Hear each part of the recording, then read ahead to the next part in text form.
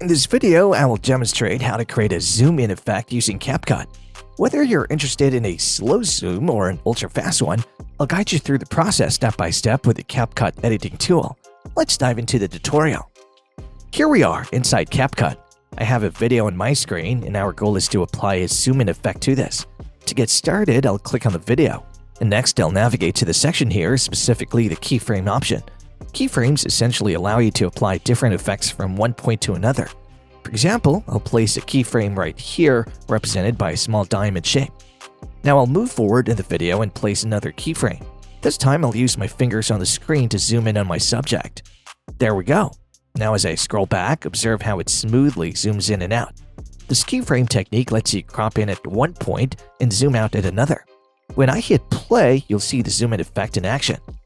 If you want, you can return to the previous keyframe and remove it by clicking the minus button.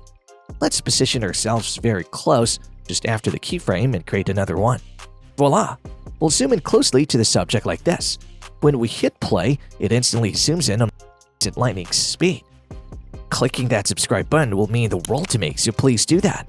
If you're interested in exploring more advanced editing tips, click on this video. I look forward to seeing you in the future tutorials as you continue your journey of learning CapCut. See you there!